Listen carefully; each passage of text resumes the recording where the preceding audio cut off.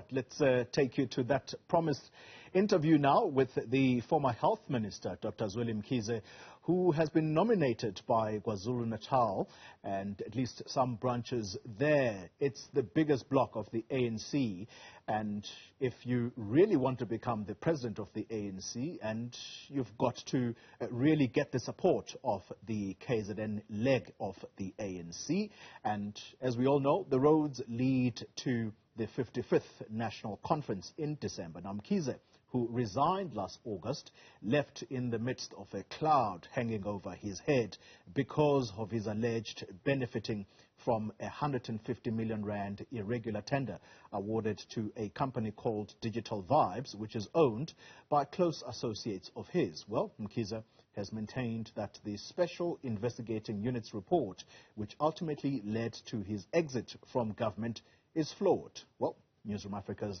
Ziyanda Ngcobo is in conversation with Mkhize this morning. Ziyanda, good morning to you. What makes the former health minister believe that he could do a better job than the current president?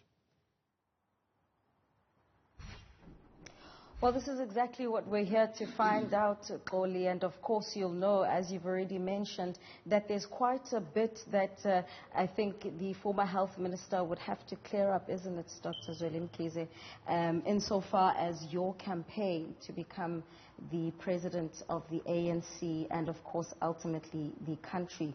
It would be remiss of me to not start off with asking, why do you think you should be the president whilst you still have this cloud hanging over your head regarding Digital Vibes? Well, thank you very much, Ziyanda, and to all the viewers. Firstly, I have been asked by the branches and members of the African National Congress to avail myself to be part of this leadership. I believe I've got something to add. I believe that my main focus as the leader of the ANC is about bringing about unity, a strong, coherent party that is capable of fulfilling the mission of the African National Congress, and that is to improve the lives of all the people of South Africa. I believe I've got experience that will assist in ensuring that the good policies of the party are implemented. Certainly there is a basis for discussing this issue of this investigation. Now, I must start by saying that the investigation was actually raised by the Auditor General, and personally I took the matter up and I decided to investigate it, and in so doing I asked the Director General to appoint a forensic auditor, for an independent, not internal auditor, so that we can get this matter cleared. When the report was done, I was able to announce to the public, because it was looking at the issues of overcharging, and then I said they must look into the appointment and everything else around this particular contract. So that was done, and I came out on the 26th of May and announced the findings that there was something that was irregular about the contract, and that we will go and recover the money and discipline those who were affected. I did also point out to the public that I understood the public outrage, the disappointment, the anger about this matter, because obviously it's a matter that we didn't need. And the following, a few days later, there was a revelation that involved staff members and members of my family.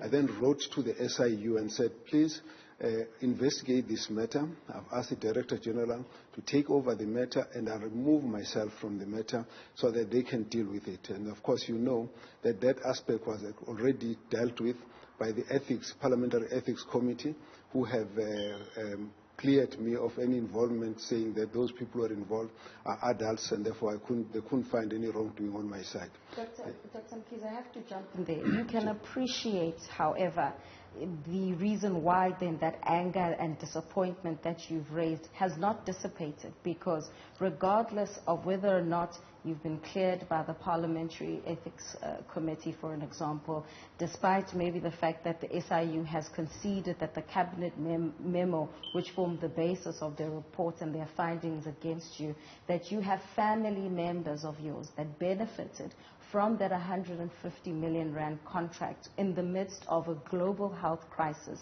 where many people were dying, and you were the health minister, the face of the response to this crisis, and yet there were monies that were taken in that time. And so when you juxtapose that with you wanting to become president, how do you explain that to people who may still feel aggrieved towards you, because perhaps they believe that your son would not have benefited from that contract if he was not Dr. Zweli Mkhize's son? Well, I think we must accept that there will always be sensitivity if there are any family members that are involved in anything that's got to do with either government or a department that of a related party. I think that is understandable. In this case, we went into the matter. I was able to get that the funds that were transferred to my son had nothing to do with the contract with the Department of Health. However, I've learned lessons out of this, and I think we need to be more vigilant as we go into the future. And in this case, in fact, just for the whole mess, even though I say I had no personal benefit and I was not directly involved in the procurement process, I have issued an apology on around the 9th of June to say it was happening in my department. I didn't like it, and I apologize for it. I've then opened up the process for the law enforcement agencies to take it forward, and the process has gone on. The difference now is that when the process came around, I disagreed with the report of the SIU and said to them that it was flawed. It was, devoid of any truth insofar as it implicated me, and I took that for a review, and that's why I resigned. And I said to the president, I would rather go and take this matter up and let it be investigated, but then I will take it up for review. I've taken it up for review, and of course, as you know, the aspect that relate to the family was cleared by the portfolio committees, and that I was cleared from that. But secondly, from the allegation that there was a cabinet resolution that I transgressed has been dealt with. It doesn't exist, and they know that the SIU has confirmed that, and that the issue that relate to instructing the staff, they've been disciplined, and they were just found guilty of negligence, and in that case the SIU could not produce any evidence of my involvement. So I expect that the court will set that aside. I think for me, out of all of this, is really a lesson that I've learned, that we need to be more vigilant. And if I go back to my history, I've dealt with the issues of corruption in the past, and I've actually endeavored to enforce good, competent governance and fight against corruption. When you say you've learned lessons, what exactly are those lessons, Dr. Mkhize? In particular, because some people would want to trace, your track record all the way to the PIC inquiry when you were Treasurer General of the ANC. So when you say you are more vigilant, in what regard? Well, let me say this whole issue of the digital vibes thing happened largely at a time when one was very busy and not focusing. I think one just needs to take care of, areas where you might see something that needs to be inquired upon. You do that early. Where you need to intervene, you must intervene early so that you can clear any possibility of any transgression or even the optics of any irregularity insofar as that would involve oneself or the family or even those that I work with. I think it's a matter of a lesson. But if you go back to the history that I've been in, the issue of PIC was devoid of the truth, and there was never anything that came out from the PIC that had to do with me.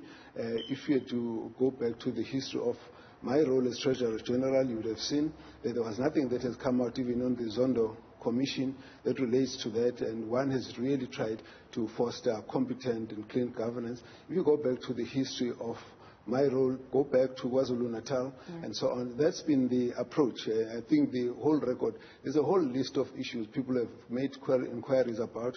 You can't find anything, although there are allegations, but if you deal with them, you'll notice that they're devoid of the truth. You can appreciate, Dr. Mkhize, that there's a distinction between the ANC branches, which have nominated you, and it would seem that there are branches across the country that believe that you could become president of the organization. And then there's the public, those who may be potential ANC voters, but not necessarily a part of the structures of the organization. Where am I going with this? Well, there are some who might be even watching this to say, but you know, yes, you may not be formally charged, which would mean the step aside, you know, rule does not necessarily apply to you, but there's a level of political morality that they would expect from you. Hence, you resigned as health minister, understanding what that would do to the executive of President Cyril Ramaphosa. So why do you want to run as president when this cloud still hasn't yet necessarily been cleared? Is your face the right one to give a decisive victory for the ANC come 2024? Well, let me say that what goes on in the branches of the ANC must not be excluded from what goes on in general society, because most of the people who are in those branches have the same views as what would come from general society. So the issues have been raised. One has clarified a number of those issues. But when you come back to the management of government, I think it's important for us to say whenever there's any allegations, then there will always be allegations. Whenever there are allegations, we need to then subject ourselves to the processes of the investigation, respect the processes of the law. I've done exactly that. And where there's a suspicion that something has gone wrong in your department, you must, as a responsible executive, investigate those matters, and I've done exactly that. When you think that something might create a bit of a question or a doubt, give the space for that to be dealt with. When I resigned, I didn't resign because there was a charge. I resigned because I wanted to get this matter to be attended to, and I've actually satisfied myself that from the point of view of what needed to be done for the matter to be given attention has been done. I've done the investigation, I've reported the matter, I've cooperated, I've always been in contact with the SIU to make sure that the matter is expedited. So I think that in future allegations will arise, and when those arise, we must always be ready to subject ourselves to some form of accountability, which I think I have done. Yes, I must say that it is important for us to keep reassuring the public that it's not been the character of how we've managed government. Yes. When there are mistakes, we must admit that there are mistakes. When there are investigations, they must be done, and then we must actually assign ourselves the responsibility to be subjected to investigation as we have done. But I also believe that if you look at the leadership, you'll find that whether or not we will come with our strengths and our weaknesses, yes. And I certainly will have my weaknesses, and I would accept that when people criticize, but there's a mission which we have, which is to deal with improving the lives of the people of South Africa. That mission of the African National Congress, we assigned ourselves to it, committed ourselves to it over many years, and that will have to continue, whether in or outside government. And I would like you to just pause it right there, Dr. Mkhize, as we head to a break, but we will get, a closer look and insight into what exactly then his plans are, in particular that step-aside rule in its current form, which is currently bedeviling discussions within the African National Congress currently. So when we return, we'll be continuing our conversation with Dr. Zweli Mkhize. Thanks for staying with us. We're still in conversation with Dr. Zweli Mkhize, who's been nominated by the branches of the African National Congress to become the president of the organization and ultimately of the Republic of South Africa. And before the break, Dr. Mkhize, we've spoken about the Digital Vibe scandal, and you've even spoken about the apology that you issued and the mistakes and the lessons that you've learned from that, and the plans that you have, if you were to become president of the organization. I think if we look at the state of the organization in its current form, some could argue that you could also be a beneficiary of branches that are actually have members that are not necessarily of the kind of quality that the ANC needs to be having at this stage. As president, how would you be dealing with that, especially since some branches are saying that the step-aside principle and rule in its current form should be changed? Well, I think we must correct one thing which you are raising for the second time, and I just think we must correct it. Members of the ANC are ordinary South Africans. Now, to cast aspersions to make them look they are worse off than the people of South Africa is unfair. I think it's incorrect. These issues we're raising with you now, a lot of members of the ANC and its leaders have actually asked me to discuss this issue with them. When people ask me to stand, they've actually asked me to go through all of these issues, which I have. Now, I think that the challenges that we face, most of the problems in the way the ANC has been seen, some of them arise from individuals. They may be leaders, they may be members. But the bulk of the members of the ANC are the millions of people who either are members or those who are voters or are supporters of the ANC. And therefore, to take the examples of individuals and cast them as the reflection of the majority of the people, that one is not correct. Nevertheless,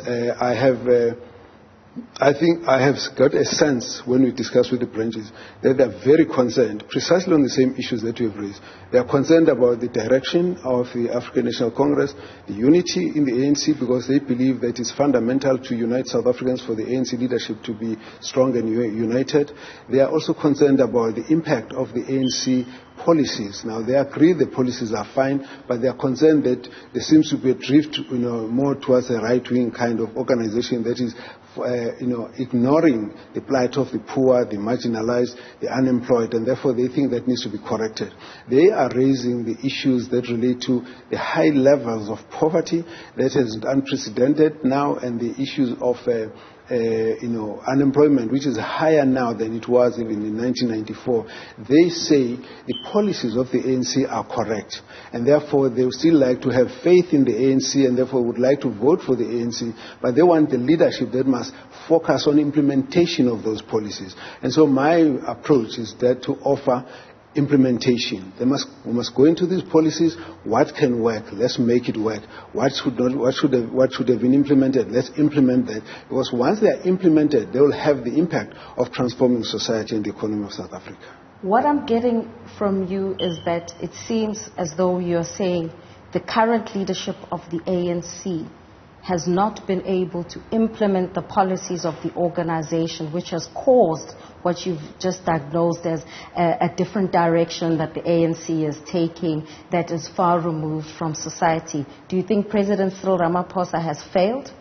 Well, let me put it this way. I'm part of that leadership. Yes. When we sit there and you ask me the question, have you done what should have been done? And I say, look, I think I can see we've taken the right decisions in terms of policy, but we have seen no adequate implementation. Now, because the policies are correct, let us accept that there's still place for the ANC to fulfill its mission.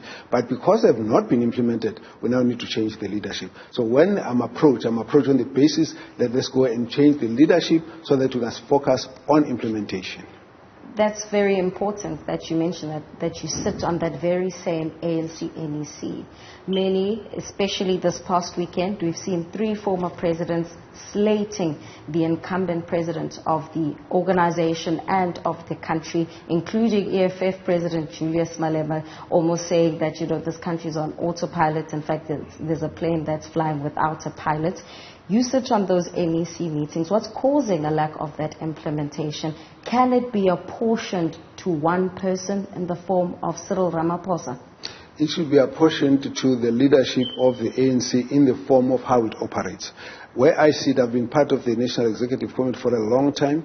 The value of the leadership of the ANC is the diversity, the tolerance of the different views, so that sometimes the best solution does not come from someone who's supported by the large number of people inside that organization. And I'm saying that factionalism needs to be kept in the African National Congress. If you don't solve the factionalism, you will not be able to take the necessary decisions that are important to take the country forward. You will not be able to deal with the issues of corruption, because what tends to happen is that if you've got dominance of factionalism, it's what we call it in the ANC, the arrogance of numbers. You can take a decision that is irrational simply because you have got people who will support it. And they were saying that there are those kinds of things that internally we understand we must go and correct. And so what we're offering to South Africans right now is that The policies are still fine. The leadership of the ANC must be changed so that it can focus on implementing the policies. The leadership of the ANC must be changed so that it must focus on uniting South Africa, the ANC, so that it must also go out and unite South Africans and focus on the programs of what needs to be done to actually improve the situation. Now I can just go a bit more, concretely on that. Yeah. So, for example, you've got a decision. Let's just talk about the issues of the parastatals. Now, as far as we are concerned, in a country like South Africa, which is a very developing country, you can't rule out completely the role of government in balancing out the investment into, the infrastructure, and therefore that's why you would need a role of government partnering with the private sector in a particular way. But if we, for example, had go back into 1994 and all of the ESCOM was privatized, was in the private hands, you would not have been able to expand electrification to the number of houses that it's got now. If you had the water, was same thing. People would never been able to allow receive the services of water up to where it is now. Now, we can't change that. You just need to make sure that these SOEs are competently run. They actually drive development. They drive job creation. They drive, the improvement of the economy of the country. All of that needs to be done by a competent government, and that government needs to be held accountable both by society, but also by the ruling party. Is this one currently incompetent? Is that what you're saying? No, I'm saying that to impact on the policies positively, you need a very tight management of government. And I'm saying that... Which has been lax, in other words, when I might say, leadership of President Cyril Ramaphosa. What I'm saying is that my experience is there to actually help the implementation. So when we look back, we should, for example, say, when we say that we want to fight poverty, want to fight unemployment, we should go back and implement the resolutions about the infrastructure build program. You can actually explode South Africa with a whole new infrastructure, improvement program, which will create more jobs, like what we did in 2010. It was infrastructure that carried 1.6% growth of the GDP on that year because of the infrastructure. It was a decision that was taken by government. It was rapidly implemented. It didn't move. Here, you can build hospitals. You can go into, municipal sanitation and other infrastructure. Those things are possible. You just need focus. You need implementation that must be driven with a firm decisiveness that you need in leadership. Now, we need the ANC to introduce that in its leadership, and we think that is what needs to be corrected. So if you talk about unemployment, in the villages, in the townships, if you didn't get money from a social grant, you must then steal to get something. So we can actually build small businesses, bring factories into the townships, and then bring a financial institution that will support all of the young people who are up there wanting to try get new businesses for themselves and create more jobs. So there's a lot that you can do in the process.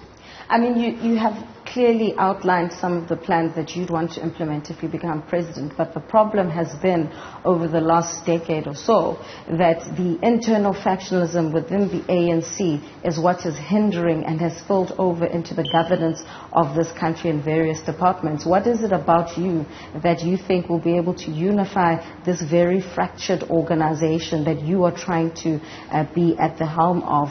Especially since some could say that your name could also be a divisive point. Every time this organization goes to conference, there's always some kind of a fracture here or there. Well, we can, pontificate about what needs to be done and so on from a distance. But I can say, if you look back at I've been part of the leadership of the African National Congress. Now, to unite the ANC is the leaders who must commit themselves to unity.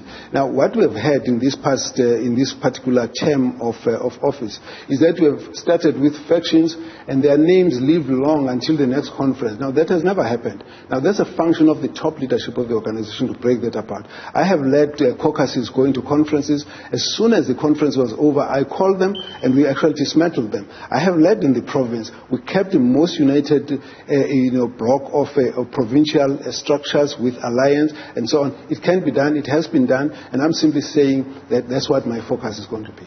How would you respond to someone who would say to you, you are behaving as though you're being owed something, because on the eve of the 2017 Nasrec conference, you pulled out of the race to allow for others to run for the presidency candidature. And so this is just another desperate attempt, despite you not having necessarily been cleared by the SIU, to get into the helm of, get into power, so that you can also, continue and maybe even protect those close associates who form part of that digital VAT scandal.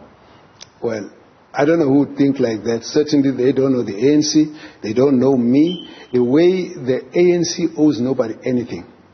If you are appointed by the ANC or elected into a position today, if the ANC wants you out tomorrow, ANC doesn't owe you anything. Now, I withdrew from that voluntarily. I did it because I wanted to help to unite the ANC, and I said this to the comrades.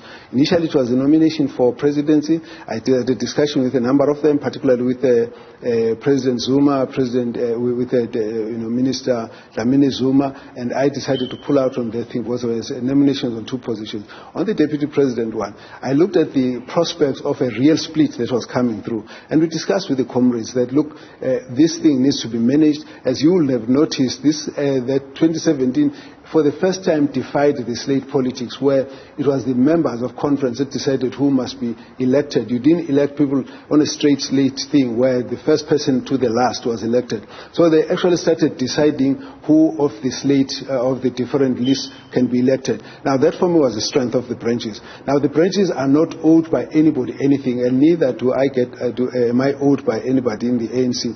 But I was actually asked, and the conference will have to decide. I think what we must do, when we get to the conference, you allow the conference to say, some we're thinking of so and so and so and so, and allow them to decide, no, actually we don't think we want so and so, we want so and so. And therefore, because of that, you will then be in a position to say, those who are elected carry the mandate of the organization. But there's no one who can say that we're owing anybody. But certainly, I've never protected any group member. I don't believe in camps. I don't believe in factions. I have, in fact, the reason why in 2017 I actually refused to join any of the 2 is because I said that it doesn't help us to actually perpetuate those leads. Right now, the process of the nomination that is coming, people are not nominating on a rigid slate now. I've seen many people,